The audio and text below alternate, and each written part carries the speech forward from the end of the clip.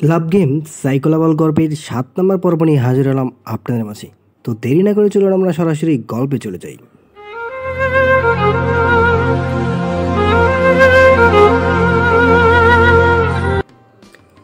রুষাকে বাড়িতে পাওয়া যাচ্ছে না। মিজান চাচা আমাকে পুরো বাড়িতে তন্ন তন্ন করে খুঁজে ওয়াচম্যানের কাছে গিয়ে জানতে পারে রুষা বাইরে গেছে। মিজান চাচা ঘামছেন। আদৃশ একা বের হতে পই পই করে নিষেধ করে গেছে, আর ও কাউকে কিছু না বলে বাইরে চলে গেল। আদৃশ এসে যদি জানতে পারে তবে কি করবে সেটা ভেবেই ঘামছেন। আদৃশ বাড়িতে এসে রুমে গিয়ে টাই খুলতে খুলতে রুষাকে ডাকছে। রুষার সাড়া নেই। আদৃশ টাই রেখে ওয়াশরুমে ফ্রেশ হতে গেল। রুষা হয়তো নিচে আসে এই ভেবে আর ডাকেনি। আদৃশ ফ্রেশ হয়ে একটা ট্রাউজার আর টি শার্ট পরে নিচে গেল। রুষাকে কোথাও দেখতে না পেয়ে ওর নাম ধরে জোরে জোরে ডাকলো, কিন্তু এখানেও ওর সাড়া নেই। তাই রাগে চিৎকার করছে। সব সার্জেন্ট দৌড়ে এসে জড়ো হলো আর চিৎকারে, রুষা কোথায়? সবাই মাথা নিচু করে চুপ করে আছে। আদৃশ সাথে আরও রেগে গেল, চেঁচিয়ে জিজ্ঞেস করলো, আই সেভ রুষা কোথায়? মিজান চাচা চিৎকারের চেঁচামেচি শুনে শোয়া থেকে উঠে এলো। কিছুক্ষণ ধরে তার শরীর খারাপ। মিজান চাচা সবাইকে ইশারা করলে চলে যেতে। আদৃশ তখনও রুষার কথা জিজ্ঞেস করছে। বাবা, রুষা মা কাউকে কিছু না বলে বাইরে গেছে। আদৃশ হাত মুঠো করে বলল, হাউ ডিয়ার সি! বারবার করে না করা সত্ত্বেও কি করে বেরিয়ে গেল? বাকিরা কি করছিল? ক্ষমা করো, শরীর আমার খারাপ ছিল তাই খোঁজ নিতে পারিনি। তবে ভাবিনি কাউকে না বলে বাইরে যাবে, হয়তো খুব দরকার ছিল। একটা কল করে দেখো। আদৃশ দ্রুত রুষার নাম্বারে কল করলো, কিন্তু ওপাশ থেকে বারবার সুইচ অফ বলছে। আদৃশ সামনে থাকা সোফায় লাথি মেরে বলল, সুইচ অফ। ও প্রচণ্ড রেগে গেছে, মাথায় আগুন জ্বলছে, সামনে যা পাবে সব গুড়িয়ে ফেলবে। বাইরে গিয়ে ওয়াচম্যানের কলার চেপে ধরে। ওয়াচম্যান ভয় পেয়ে যায়। স্যার, আমি কি করেছি? কি করছিস? তোকে বলিনি রুষা যেন বের হতে না পারে? ওকে যেতে দিয়েছিস কেন? আমি নিষেধ করেছিলাম না? ম্যাডাম বলল তাকে যেতেই হবে, আপনার সাথে কথা বলে নেবে। আমাকে জানাসনি কেন? ওর যদি কিছু হয় তোর বডি 100 টুকরো করব, তারপর আমার পোশাক কুকুরটাকে দিয়ে খাওয়াবো। আদৃশ আরেকবার ওর নাম্বারে কল করলো, কিন্তু সুইচ অফ বলছে। তারপর রুমে গিয়ে কাগজপত্র ঘেটে আশ্রমের নাম্বার খুঁজে বের করলো। সেখানে কল করে জানতে পারলো রুষা 1 ঘন্টার বেশি হবে বের হয়ে গেছে। রুষা গাড়ি নিয়ে যায়নি। সব মিলিয়ে আশ্রম থেকে আসতে বড়জোর 30 মিনিট লাগবে। তাহলে রুষা কোথায়? ওর বিপদ হলো না তো? আদৃশ গাড়ির চাবি নিয়ে দ্রুত ঘর থেকে বের হয়ে গেল। বাড়ির বাইরে যেতেই গেটের সামনে একটা ট্যাক্সি এসে থামলো। রুষা ট্যাক্সি থেকে নেমে ভাড়া দিচ্ছে। রুষাকে দেখে আদৃশ স্থির হলো। এতক্ষণ চিন্তায় মাথা ফেড়ে যাচ্ছিল। রুষা দরজার সামনে এসে আদৃশের বিস্ফোরিত চেহারা দেখে থমকে দাঁড়িয়ে গেল। ঘরে এসো।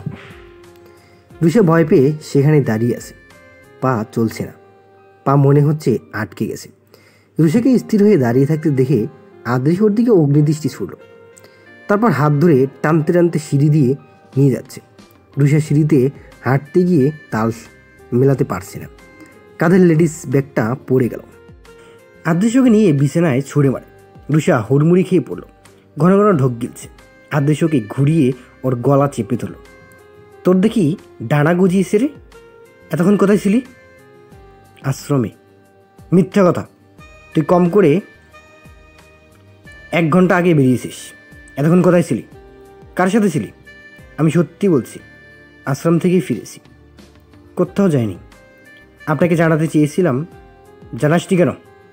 মোবাইল হারিয়ে ফেলেছি, এতক্ষণ ধরে সেটাই খুঁজছিলাম। আদৃশের গলা ছেড়ে দিল। রুষা গলা ধরে উঠে বসে বলল, আমার মোবাইল খুঁজে পাচ্ছি না, তাই আপনাকে কল করতে পারিনি।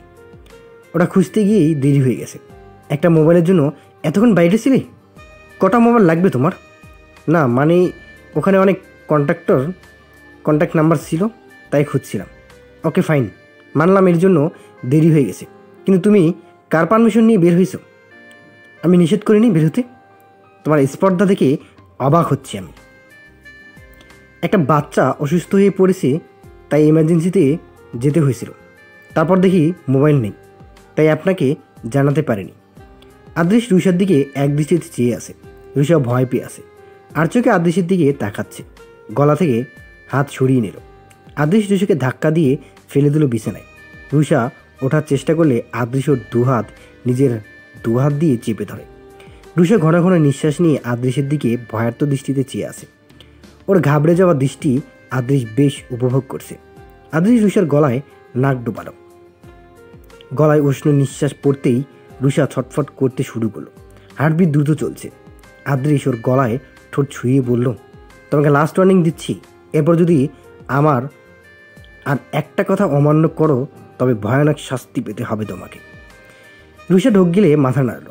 আদৃশ রুষার কপালে শব্দ করে চুমু খেয়ে উঠে গেল। আদৃশ দেশে যেতেই রুষা হাফ ছেড়ে বাঁচল, কিন্তু মোবাইলের জন্য একটু মন খারাপ হচ্ছে। সকাল সকাল মিডিয়ার লোক এসে হাজির। আদৃশ চেঞ্জ করে নিয়ে নিচে এসেছে। আসার আগে রুষাকে বলে এসেছে কিছুতেই যেন ঘর থেকে না বের হয়। রুষা দরজা লক করে ঘরে বসে আছে। আদৃশ গতকাল ওয়ার্নিং দিয়ে দিয়েছে, এরপর উল্টাপাল্টা কিছু করলে ভয়ানক শাস্তি পেতে হবে। আদৃশ নিচে যেতেই সব রিপোর্টার ওর দিকে ছুটে আসে। এ নতুন নয়, নাম করা ব্যবসায়ী হওয়াতে মিডিয়ার লোক পিছনে পড়ে থাকে। স্যার, আপনি নাকি বিয়ে করেছেন? সত্যি কি ভাই তাই? যদি তাই হয়ে থাকে তবে কেন এই লুকোচুরি? আদৃশ বিরক্তি প্রকাশ করলো। কেউ একজন মিডিয়ার লোকদের জানিয়ে দিয়েছে। বিয়ের ব্যাপারটা আর লুকিয়ে রাখতে পারল না।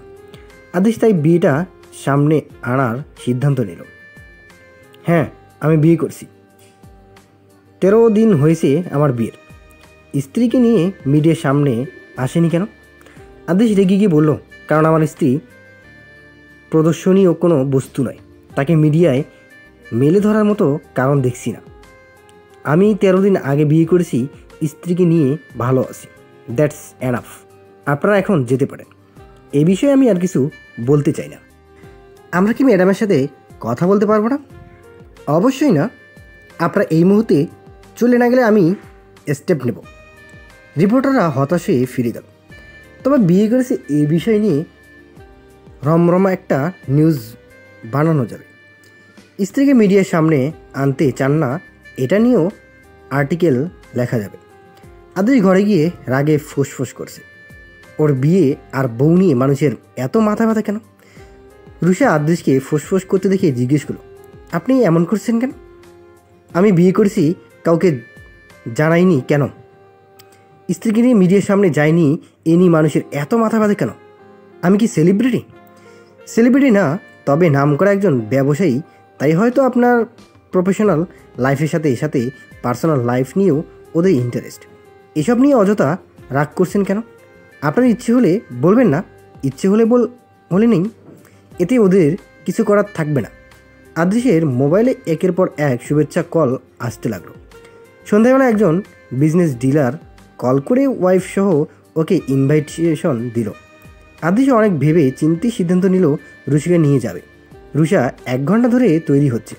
আদৃশের বিরক্ত লাগছে, তাই দরজা খুলে ভিতরে ঢুকে যায়। মেকআপ আর্টিস্ট ওকে দেখে বলল, স্যার, আরও কিছু সময় লাগবে। আপনাদের দেয়া সময় শেষ, আর 1 ঘন্টা ধরেই এই সাজালেন? আদৃশ রুষাকে পর্যবেক্ষণ করে বলল, আপনারা যান, বাকিটা ও নিজেই করে নেবে। ওরা চলে যেতেই আদৃশ পকেটে হাত দিয়ে ঘুরে ঘুরে রুষাকে দেখছে। রুষা স্থির হয়ে দাঁড়িয়ে আছে, এক হাত দিয়ে আরেক হাত ঘষছে। আদৃশ নেকলেসে এনে রুষার সামনে ধরল, তারপর পিঠের উপর থেকে চুল সরিয়ে গলায় পরিয়ে দিল, কানে দুল পরিয়ে দিল। ওর স্পর্শে রুষা বারবার কেঁপে কেঁপে উঠছে। রুষার চোখের দিকে চেয়ে হাত ধরে ব্রেসলেট পরিয়ে দিল।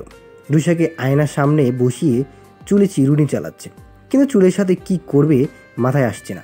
রুষা সেটা বুঝতে পেরে মুচকি মুচকি হাসছে। রুষা কালো শাড়ি পরেছে, আলোতে শাড়ি চিকচিক করছে। আদৃশ রুষাকে হাসতে দেখে বলল, হাসছো কেন? রুষা হাসি থামিয়ে বলল, ও, আপনার দ্বারা হবে না, আমাকে দিন। আদৃশ অপমানিত বোধ করলো, ওকে ছেড়ে দিয়ে দূরে সরে গেল। রুষা খোপা করে কিছু বেবি হেয়ার কার্লি করে ছেড়ে দিল, তাতে ছোট ছোট ফুল গুজিয়ে দিল। তারপর আদৃশকে ডেকে বলল, এই যে মিস্টার, এদিকে আসুন, এগুলো পিছনে গুজিয়ে দিন। রুষা স্বাভাবিকভাবে কথা বলাই ওর খুব ভালো লাগছে। স্বামী স্ত্রী ফিলিং আসছে। আদৃশ গভীর মনোযোগ দিয়ে ফুল গুচ্ছে। ওর কেন জানি না এসব কাজ করতে ভালো লাগছে। ছোটোবেলায় চিরুনি দিয়ে মায়ের চুল এলোমেলো করে দিত আর ওর মা খিলখিল করে হাসত। রুষা আর চোখে আদৃশকে দেখছে। ওনার মতো একটা মানুষ এত স্বাচ্ছন্দ্য নিয়ে চুলে ফুল গুচ্ছে দেখে বেশ অবাক হচ্ছে। রুষা তৈরি হয়ে আয়নায় নিজেকে দেখছে। আদৃশ ওকে আয়নার সামনে থেকে সরিয়ে এনে বলল, এত দেখতে হবে না, নিজেকে নিজেরই নজর দিয়ে বুঝবে। তোমার উপর নজর দেওয়ার অধিকার একমাত্র আমার। আদৃশ আঙ্গুল দিয়ে ওর গালে স্লাইড করলে রুষা দ্রুত বলে উঠল, আমার মেকআপ নষ্ট হয়ে যাবে। আদৃশ চোখ মুখ শক্ত করে ওর দুহাত চেপে ধরে বলল, সবসময় তোমার ইগনোর করা চাই। তোমার প্রতি আমার ভালোবাসা আমাকে বাধা দিচ্ছে, নয়তো তোমার এই দম্ভ এতদিনে চূর্ণ হয়ে যেত। রুষা মাথা নিচু করে রাখল। আদৃশ ওকে ছেড়ে দিয়ে বিছানার উপর থেকে মোবাইল নিয়ে চলে গেল। রুষা বিছানায় বসে পড়ল। যাকে ভালোবাসতে পারছে না তার স্পর্শ কী করে নেবে সে? পার্টির প্রধান আকর্ষণ রুষা আর আদৃশ। সবাই ওদের পিছনে পড়ে আছে। কাউকে না জানিয়ে হুট করে বিয়ে করা বউকে পার্টিতে এনে সবার সাথে পরিচয় করিয়ে দেওয়া, এসব কারণে সবার মধ্যমণি রুষা আর আদৃশ। আদৃশ পুরোটা সময় রুষার হাত ধরেছিল। মানুষের খারাপ দৃষ্টি থেকে ওকে বাঁচিয়ে রেখেছে। রুষা আর দাঁড়িয়ে থাকতে পারছে না। আদৃশ সংকোচ নিয়ে বলল, আমার পা ব্যথা করছে, একটু বসতে চাই। আদৃশ ফাঁকা জায়গায় দেখে রুষাকে বসতে দিল। এখানেই থাকবে, কোথাও যাবে না। রুষা মাথা নাড়ল। বসে একটু শান্তি লাগছে। পা টান টান করে বসে রইল। চারপাশের মানুষজন দেখছে তাকে। কিছুক্ষণ পরে আদৃশ ফিরে এসে রুষাকে পেল না।